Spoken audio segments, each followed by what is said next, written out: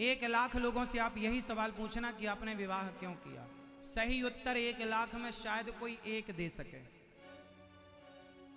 आपने विवाह क्यों किया? सबका उत्तर यही होगा, हमने वंश वृद्धि के लिए विवाह किया, हमने वंश वृद्धि या सुख के लिए विवाह किया। जबकि विवाह का उद्देश्य वंश वृद्धि नहीं है, विवाह का उद्देश्य भोगों का सुख भी नहीं है। कोई भगवान राम से पूछे कि आपने विवाह क्यों किया, तो क्या राम का भी उत्तर यही होता जो आपका है? ये प्रश्न सामान्य है ना, सब पूछ सकते हैं, पर इसका उत्तर कितना गहरा है कभी आपने विचार नहीं किया होगा इन सवालों पर कि हमने विवाह क्यों किया। आप आज्ञा करो तो मैं उत्तर दूं, इसका उत्तर दूं।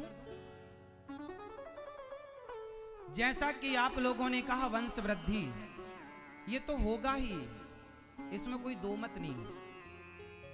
एक छोटी सी बात आपको समझनी पड़ेगी इस बात के लिए, किसान जब खेत में गेहूं बोता है, ध्यान से समझना, किसान जब खेत में गेहूं बोता है तो गेहूं के बदले उसे गेहूं तो मिलती ही है, पर एक चीज उसे फ्री में मिलती है। बताओ क्या? क्या? भूसा, भूस, जानते हैं भूसा? हाँ, भूसा, भूस। किसान जब खेत में गेहूं बोता है तो वो भूसे को मध्य नजर रखकर नहीं बोता कि भूसा मिलेगा, भूसा तो मिलेगा ही। उद्देश्य भूसे की प्राप्ति नहीं है, भूस की प्राप्ति उद्देश्य है गेहूं के अन्न मिले हमें। भूसा जाएगा कहां? वो तो आएगा। जैसे गेहूं के साथ भूसा मिलेगा ही, जाएगा कहां? उसी तरह विवाह करोगे तो संतान, प्रतिष्ठा, वैभव, संसार का सुख, धन वैभव, काम करोगे तो पैसे कमाओगे, जाएगा कहां? विवाह करने के बाद संसार का सुख तो भूसे की तरह वो तो मिलेगा ही, जाएगा कहां? लेकिन उद्देश्य उस भूसे को पाना नहीं था। भाई विवाह किया है तो बच्चे होंगे, स्त्री पुरुष का संबंध होगा तो संतान होगी, जाएगी कहां? उद्देश्य संतान पाना नहीं है, क्योंकि ये तो बंदर भालू के भी हो रही है, कुत्ता बिल्ली के भी हो रही है। उद्देश्य क्या है? शादी हमने क्यों की? बहुत गंभीर बात है, ध्यान से समझो। जब आपका विवाह नहीं होता तो आपका मन ज्यादा चंचल होता है, अन्य स्त्रियों में या अन्य पुरुषों में जाने की संभावना ज्यादा रहती है। परंतु जब विवाह हो जाता है तो अन्य स्त्रियों से मन हटकर एक स्त्री में केंद्रित हो जाता है, अपनी अर्धांगिनी में। तो आपकी पत्नी पहला काम तो ये करती है कि आपके मन को कंट्रोल करती है। अभी 17 जगह मन जा रहा था, अब 17 जगह से मन हटकर सिर्फ आपकी एक स्त्री में लग गया और एक पुरुष में लग गया। आप किसी लड़की का विवाह ना करो, 17 लड़के से बात करना स्टार्ट कर देगी वो उम्र है साहब, वो उम्र है। उस उम्र में जब कोई पहुंचता है तो स्वाभाविक स्थिति होती है, मनस्थिति। इसलिए हमारे बाप दादों ने परंपरा बनाई कि समय पर विवाह हो जाए, क्योंकि समय पर आप अपने मन को कंट्रोल कर लें। तो जो आपका 17 जगह मन जा रहा था वो सब जगह से मन हटकर एक स्त्री और एक पुरुष में लग गए। अब आप उसमें लग गए, मतलब आपके मन को कंट्रोल करने में आपकी पत्नी या आपका पति आपका सहायक है या नहीं? बोलो हाँ, बोलो हाँ। आपकी पत्नी या आपका पति आपके मन को कंट्रोल करने में आपका सबसे बड़ा सहयोगी है। तो आपके मन को जब अपनी पत्नी और पति में लगा, फिर आप दोनों ने क्या किया? संसार का सुख देखा, भोगा, कितना मजा है, कितना सुख है, अनुभव लिया। उसके बाद क्या हुआ? आपको संतान हो गई, फिर आपने बच्चे से प्यार किया, बच्चे को पढ़ाया लिखाया। तो आप क्या था, जो 17 जगह मन था, अब आप एक जिम्मेदार हो गए कि पत्नी है, जिम्मेदारी है, माँ है, जिम्मेदारी है, बाप है, बेटा है, पढ़ाना लिखा। एक जिम्मेदार आप मैच्योर होते गए, पढ़ाई लिखाई करके आप बच्चों को योग्य बनाते हैं। मतलब आपका मन संसार में ना लगे, विषयों। आप किसी आदमी का सुनो, किसी लड़के का मेरठ में विवाह ना होता हो और यदि वो सत्संगी नहीं, यदि सत्संगी है तब तो वो साधु हो सकता है, समझो। यदि वो आध्यात्म से जुड़ा है तब तो वो साधु हो सकता है, और यदि कोई आध्यात्म से नहीं जुड़ा, सत्संग से नहीं जुड़ा और शादी नहीं हो रही है तो वो अपने आप वैश्यागामी हो जाएगा। बोलो हाँ, बोलो हाँ, वो वैश्यागामी हो जाएगा। वो वैश्यागामी ना हो इसलिए विवाह करा दिया जाता है। तो तुम्हारी पत्नी तुम्हारे मन को कंट्रोल करने में सहायक है, तुम्हारा पति तुम्हारे मन को कंट्रोल करने में सहायक है।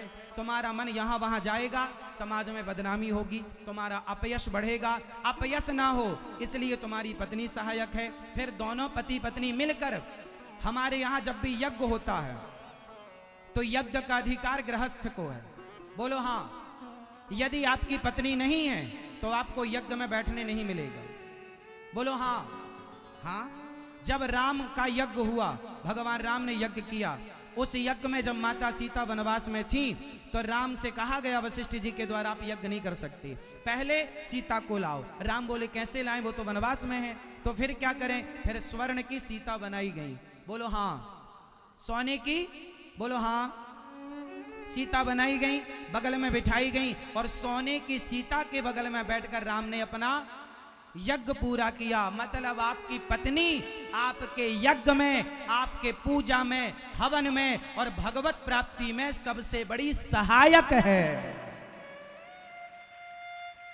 तो हमने विवाह क्यों किया, ताकि हमें यज्ञ का अधिकार मिल सके,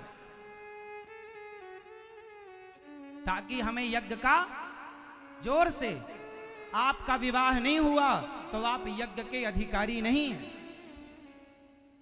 या फिर आपको संत होना चाहिए तब आपको अधिकार मिलेगा। आप संत नहीं हैं, आप गृहस्थ नहीं हैं तो आपको यज्ञ का अधिकार नहीं है। ब्रह्मचारी बच्चों को यज्ञ में नहीं बैठने दिया जाता। तुम अपने मां बाप को लाओ। बात सही है या गलत है? तो आपकी पत्नी, आपके पति आपके केवल भोगी के साथी नहीं है, संतान के बढ़ोतरी के लिए साथी नहीं है, बल्कि आपकी पति और पत्नी दोनों मिलकर, कंधे से कंधा मिलाकर आप दोनों भगवान की ओर बढ़ेंगे। भगवत प्राप्ति में हमारी पत्नी और हमारा पति सहयोगी है, इसलिए दोनों को भगवान की शरण में जाना चाहिए, दोनों को कीर्तन करना चाहिए, दोनों को समय निकाल कर कीर्तन करना चाहिए। यही गृहस्थ धर्म है। और द्वार पे आए अतिथि तो भरपेट भोजन कराओ, द्वार पे आए जीव जंतु, कुत्ता आए तो रोटी खिलाओ, आखिरी गाय आए तो रोटी खवाओ, चींटी को दाना डालो, पक्षियों को पानी रखो छत पर। ये गृहस्थों का धर्म। सत्य बोलो, दया रखो, दोनों पति पत्नी भगवान का कीर्तन करो, सेवा करो संत समाज की, समाज की दीन दुखियों की। ये गृहस्थ धर्म, इतना मस्त गृहस्थ धर्म है साहब, यदि निभ जाए तो। इसलिए गृहस्थों के घर भगवान पैदा भये, संतों के घर भगवान पैदा ना भये। दशरथ कौशल्या जी की गृहस्थी में राम प्रकट हो गए। वसुदेव देवकी गृहस्थी, वसुदेव देवकी की गृहस्थी में भगवान श्री कृष्ण पैदा हो गए। गृहस्थी 4 आश्रम होते हैं, ब्रह्मचर्य, गृहस्थ, वानप्रस्थ, सन्यास। इन चारों में सर्वश्रेष्ठ आश्रम होता है गृहस्थ आश्रम। पर जब ठीक से चले तब। तुम पत्नी को दिन भर मारो, दिन भर डांटो, दिन भर गालियां दो, ये गृहस्थों के लक्षण नहीं है। नारी का सम्मान करो, नारी का लक्ष्मी की तरह आदर करो। पुरुष को अपने पति की आज्ञा भगवत आज्ञा है ये मानकर चलो। पत्नी को कभी रुलाओ मत, सताओ मत। अपने घर की गृहिणी को सदा खुश रखो और भोग विलास से मन हटाओ और गोविंद में लगाओ। वरना तुम 90 साल के हो जाना, 95 के हो जाना, 99 के हो जाना, तो भी तुम अपने भोगों पर कंट्रोल ना कर पाओगे। तुम्हारी इच्छाएं, तुम मर जाओगे। जिस दिन तुम मरोगे उस दिन भी तुम्हारा मन तुम्हें भोगों की ओर ले जाएगा। ये माया इतनी प्रबल है साहब, इसलिए जो भगवान की शरण में जाता है वही इन माया से बच पाता है, वरना भोगी बन करके मर जाओगे। इच्छाएं पूरी हो गई हो किसी की तो मुझे बताओ, तुम और कर लेना पूरी, फिर बताना मिलना 4 साल बाद हमें, हम फिर आएंगे मेरठ, बताना इच्छाएं पूरी हुई। जिस दिन तुम मरोगे उसके एक दिन पहले भी अपने आप से सवाल करना, क्यों पूरा हुआ, इच्छाएं पूरी हुई तो आपके अंदर से आवाज आएगी अभी नहीं। ये ठगता है तुम्हें मन तुम्हारा, और तुम्हें लगता है कि हम संसार के लोगों से दुखी हैं। ना जी, आप अपने मन की तमाम इच्छाओं से दुखी। तो अब बताओ आपने विवाह क्यों किया? विवाह का सही उद्देश्य क्या है? जो आप बता रहे थे वो, या जो हमने कहा वो?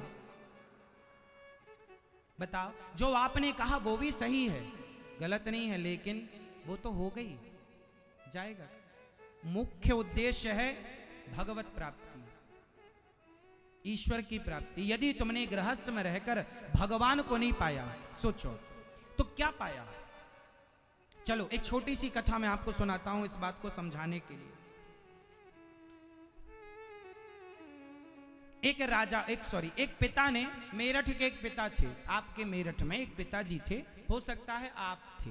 एक पिता ने अपने बेटे को 100 रुपए दिया, जाओ ए बेटा ये 100 रुपए लो और जाओ जरा बाजार से ना ताजे ताजे फल लेकर आओ। एक पिता ने अपने बेटे को 100 रुपए दिया। कहानी ध्यान से सुनना, आखिरी में पूछूंगा मैं आप सबसे। एक पिता ने बेटे को कितने रुपए दिया? बाजार भेजा, जाओ मस्त ताजे ताजे मौसमी फल लेकर आओ। जाओ, आम का सीजन है, जाओ आम लाना, जामुन का सीजन है, जामुन लाना, लीची का सीजन है, लीची लाना, जो जो सीजन चल रहा सब फल लाना, जाओ। 100 रुपए। अब बेटा मेरठ की बाजार में गया। संयोग देखना कि उस दिन वहां पर एक मंदारी आया था बंदर को नचाने। ये छोरा गया 100 रुपए लेकर और वो खेल देखने लगा, बंदर वाला। नाच बंदर नाच, ससुराल जाएगा तो कहाँ बैठेगा? वहां बैठूंगा। कैसे जाएगा? गाड़ी से जाएगा। जब बंदर का नाच पूरा हुआ तो ये जो बेटा था 100 रुपए लेकर गया, ये उस नाच से बड़ा प्रभावित हुआ। इसको लगा कि वाह बंदर इतना बढ़िया। अब बंदर ने कटोरा उठाया, सबसे मांगा, तो इसने 100 रुपए जो पिता ने दिए थे इसने बंदर के कटोरे में डाल दिए। अब मंदारी तो चला गया। अब जब मंदारी गया तो इसे याद आया कि मुझे तो पिता ने भेजा था। अच्छा, पिता ने 100 रुपए दी, अब तो 100 रुपए चले गए। अब जब तक उसे याद आई तब तक दुकानें बंद हो चुकी थी, शाम हो चुकी थी, रात हो चुकी थी। खाली हाथ चला गया। पिता ने पूछा लाए फल? बोले नहीं मिले, दुकानें बंद हो गई थी। पिता ने कहा तू तो समय से गया था, दुकानें तो खुली होनी चाहिए। बोले पिताजी वो पैसे, चलो पिता ने कहा चल पैसे, यदि तुझे फल नहीं मिले तो पैसे वापस कर। चल पिताजी, पैसे भी खर्च हो गए, पैसे भी खर्च हो गए, और जिस काम के लिए गया था वो काम भी नहीं हुआ, है ना? अब इसको ध्यान से समझो। एक पिता ने बेटे को 100 रुपए देकर बाजार भेजा। वो पिता कौन है? वो पिता है परम पिता परमात्मा। आपको 100 रुपए देकर बाजार, संसारिक बाजार है, और 100 रुपए मतलब 100 वर्ष की उम्र। आपको भगवान ने कितनी आयु दी है? 100, लगभग 100। हमें परमात्मा ने संसार में भेजा है 100 रुपए देकर। 100 रुपए मतलब 100 वर्ष की आयु लेकर हम आए इस बाजार में। क्या करने भेजा? पिता ने भेजा था अच्छे अच्छे फल लाना, मीन्स अच्छे अच्छे कर्मों के फल। अच्छे कर्म करो और अच्छे अच्छे कर्मों के फल लाओ। 100 रुपए में लाना है, 100 साल में तुम्हें अच्छे अच्छे कर्म करना है। लेकिन हम यहाँ कहाँ उलझ गए? मंदारी के खेल में। ये मंदारी का खेल क्या है? ये मंदारी का खेल क्या है? बोले पत्नी नचाती है पति को, पति नचाता है पत्नी को, पति पत्नी दोनों नचाते हैं बच्चे को। नाच बेटा नाच, पैसा दूं 5, नाच बेटा नाच। पति नचाता है पत्नी को, तुम नाच के दिखाओ। पत्नी नचाती है, तुम नाच के दिखाओ। तो हम गृहस्थ में क्या कर रहे हैं? नाच रहे हैं। सवेरे से शाम तक क्या कर रहे हैं? नाच रहे हैं। और इसी नाचने में आपके कितने रुपए खर्च हो गए? 100 वर्ष की उम्र आपकी जिम्मेदारियों का बोझ ढोते ढोते निकल गई। आप आए किसके लिए थे? अच्छे कर्म करने, लेकिन अच्छे कर्म तो कुछ हुए नहीं, और जिम्मेदारियों के बोझ तले दब गए। और पत्नी और बच्चों के इनकी सेवा में आपकी सारे 100 रुपए खर्च हो गए। बच्चों को पढ़ाते लिखाते, है ना, सब करते करते आपका बुढ़ापा आ गया। अब विदाई हो रही है, चलो अब भगवान के पास जाओगे। भगवान बोलेंगे फल लाए? बोले नहीं, तो चलो 100 रुपए वापस करो। 100 रुपए खर्च, 100 रुपए, 100 साल की उम्र बीत गई। बताओ आपके पास कितना बैलेंस है पुण्यों का? कागज के टुकड़ों का ना बताना, कागज के टुकड़े तो बहुत लोगों के पास बहुत होंगे, चलो बताओ आपके पास पुण्य का धन कितना है। मीराबाई ने क्या कहा, पायो जी मैंने राम रतन धन, पायो जी मैंने, कागज के टुकड़े सोने चांदी समेटने वाला बड़ा नहीं है, जिसके पास राम नाम का धन है वो सबसे बड़ा है।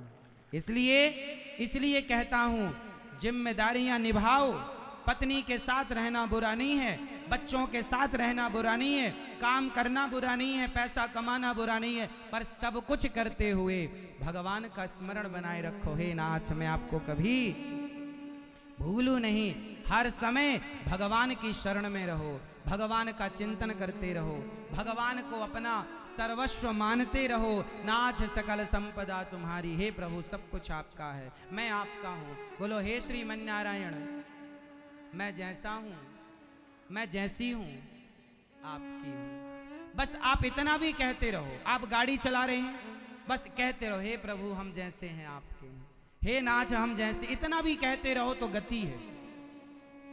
इतना भी निकलता रहे वाणी से कि हे नाथ हम जैसे हैं, हम पापी हैं, अधम हैं, नीच हैं, दुष्ट हैं, हे नाथ हमें स्वीकार करो। इतने दयालु भगवान।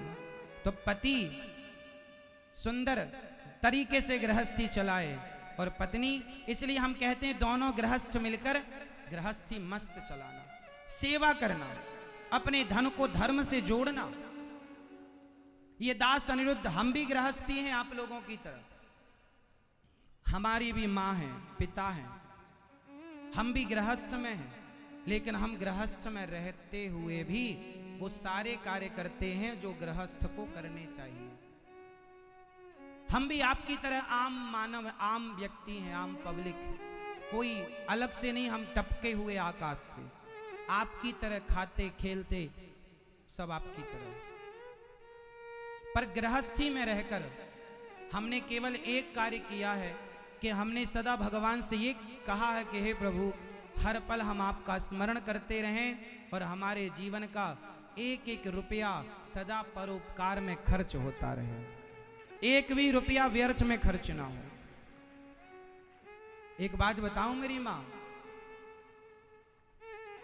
मैं सुबह से लेकर शाम तक काम करता हूं, आप लोग जितना काम करते होंगे शायद आप लोगों से ज्यादा काम करता हूं, लेकिन काम अपने लिए नहीं करता। कुछ लोग अपनों के लिए जीते हैं, अपनों के लिए रहते हैं, अपनों के लिए कमाते हैं। हम अपनों के लिए कमाते नहीं, हम तो उन वृद्ध बेसहारा माँओं के लिए कमाते हैं, उन वृद्ध बेसहारा माँओं के लिए सोचते हैं जिनके अपने बेटों ने घर से निकाल दिया। आज वृंदावन में 265 माताएं हैं, वो बेसहारा माएं जिनका कोई नहीं। कभी आप वृंदावन आना और अपनी आंखों से देखना, आपकी कितनी माँ है? एक माँ। हमारी, मैं प्रत्येक माँ के चरण दबाता हूँ, नित्य पांव दबाता हूँ रोज। आप अपनी एक माँ के पांव नहीं दबा पाते, मैं अपनी 265 माँओं के चरण दबाता हूँ, सेवा करता हूँ। जहां 265 बूढ़ी माएँ होंगी वहां क्या नहीं लगेगा? समय से दूध, समय से भोजन, समय से नाश्ता, समय से दवाई। हमने 2 हॉस्पिटल बुक कर रखे हैं, 2-2 कमरे के। भैया हमारी किसी माँ को इमरजेंसी हो तो आप हमारे लिए रेडी रखिएगा। सेवा करते हैं, और वो भी जबरदस्ती नहीं, श्रद्धा से। मैं रोज चरण दबाता हूं माँओं के। दिखावा होता तो एक दिन दबा के वीडियो बनवा लेता, बात खत्म हो जाती। पर श्रद्धा है कि जैसे मैं अपनी माँओं की सेवा करता हूं, ये इंसान है। मैं मर जाऊंगा एक दिन, मुझे पता है कि एक दिन मैं मर जाऊंगा, कमाया हुआ सब रह जाएगा, लेकिन संग जाएगा तो मेरे द्वारा किया गया पुण्य का कार्य, मेरे द्वारा किया गया धर्म, वो मेरा साथी बनेगा। इसलिए मुझे लगता है कि इन माँओं के पांव यदि मैं दबाता हूँ, इन माँओं को खुश रखता हूँ, घर में तो बेचारी ये खुश रह ना पाई, बच्चों ने बड़ा सताया। अब बुढ़ापा है, थोड़ी सी खुशी यदि हम दे सकें तो हमारा क्या घट रहा है खुशी देने में? हम कौन से हानि को प्राप्त हो रहे हैं, कौन से हमारा नुकसान है। इसलिए आपके जरा से योगदान से, सहयोग से, शारीरिक श्रम से ही यदि किसी को खुशी मिल रही हो तो सदा सबका भला करने का सोचो। जो सबका हित करता है उसका भला भगवान करते हैं, उसका कोई बुरा नहीं कर सकता। सोचेगा यदि आपने किसी भले आदमी का बुरा सोचा तो सर्वनाश हो जाएगा। मैंने जीवन में ये सारी चीजें देखी हैं। भले व्यक्ति का बुरा मत सोचना, वरना सर्वनाश हो जाएगा, क्योंकि ईश्वर देख रहे हैं।